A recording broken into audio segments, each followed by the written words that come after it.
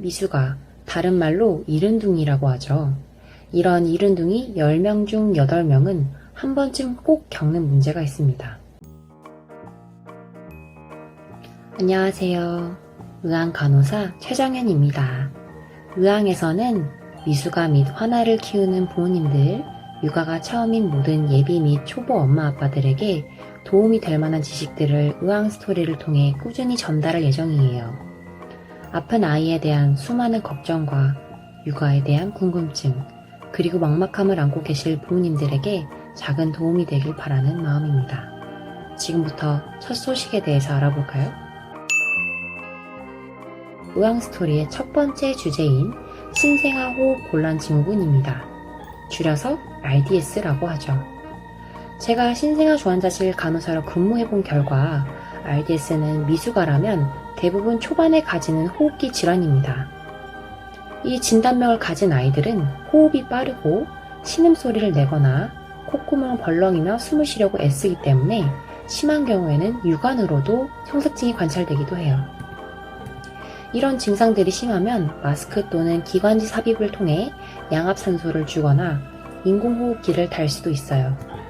인공호흡기를 달고 있는 아이를 부모님께 보여줄 때 대부분 많이들 당황스러워하시고 슬퍼하시고 스스로를 자책하시는 분들도 많더라고요. 하지만 이러한 호흡기 장애는 엄마 탓으로 생겼다기보다는 조금 일찍 태어났게 생기는 일시적인 질병이기에 너무 속상해하지 않으셨으면 좋겠어요. 그렇다면 이 RDS는 왜, 어떻게 생기는 걸까요? 여러분, 폐포라고 들어보셨나요? 폐포는 폐의 가장 안쪽에서 산소와 가스 교환을 도와주는 포도송이 같이 생긴 애들이에요. RDS는 한마디로 이 폐포가 펴지지 않아 생기는 거죠. 좀 더 근본적으로 말하자면 폐포를 펴주는 폐표면활성제, 다른 말로 계면활성제가 덜 생성되고 덜 분비되기 때문이에요. 임신 중에 자궁 속에 있던 태아는 폐가 어떻게 되어 있을까요? 접혀져 있습니다. 태아에겐 폐가 필요하지 않아요. 엄마가 알아서 가스 교환을 해주기 때문이죠. 그만큼 엄마의 몸은 아이에게 가장 과학적이고 최신식이며 따라갈 수 없는 기술을 가진 인큐베이터랍니다. 그래서 저는 이렇게 생각해요. 우리 엄마들은 아이를 임신해서 출생한 것만으로도 이미 너무도 훌륭한 사랑을 아이에게 준 거라고요. 그래서 너무 자책하지 않으셨으면 해요. 다시 본론으로 돌아가서 접혀있던 태아의 폐가 출생 후에 펴지기 위해서는 폐표면활성제라는 계면활성제가 필요한데 이게 임신 25에서 30주에 분비되기 시작해요. 따라서 일찍 태어난 아기일수록 분비된 게 모자라니까 호흡곤란 증상으로 이어지게 되는 거예요. 그 외에도 이른둥이들은 기관지에 있는 연골이 미숙해서 기도가 쉽게 닫히기 때문에 무기폐, 즉 공기가 없는 폐가 발생하기 쉽고요. 폐포의 개수 자체가 현저히 적기도 합니다.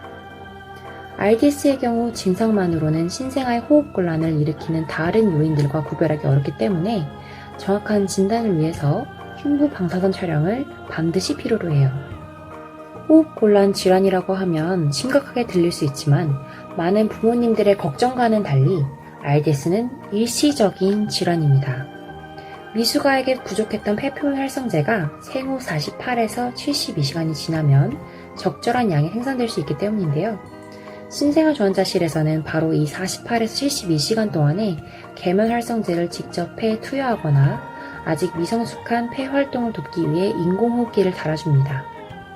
제 경험에 의하면 기관습관을 동반한 인공호흡기의 경우 평균 2주, 콧줄을 끼고 있는 인공호흡기의 경우에는 3주 정도로 아이가 작거나 제트주령이 어릴수록 더 오래 달고 있을 확률이 커요.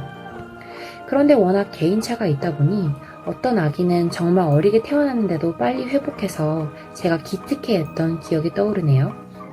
지금까지 의학 스토리 첫 소식으로 RDS라 부르는 신생아 호흡 곤란 증후군에 대해서 정리해 보았는데요.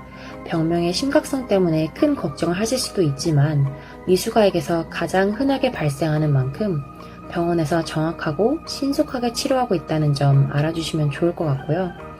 작고 여려 보이는 우리 아기들은 생각보다 생명력과 회복력이 강하니까 아이를 믿고 열심히 응원해주세요. 아기는 강하답니다. 앞으로 엄마와 아빠가 처음인 모든 부모님들의 수고와 마음의 짐을 조금이라도 덜어드릴 수 있는 유익한 콘텐츠로 찾아올게요. 첫 출발한 의왕스토리에 많은 응원 부탁드리고 궁금하신 점은 댓글로 남겨주세요.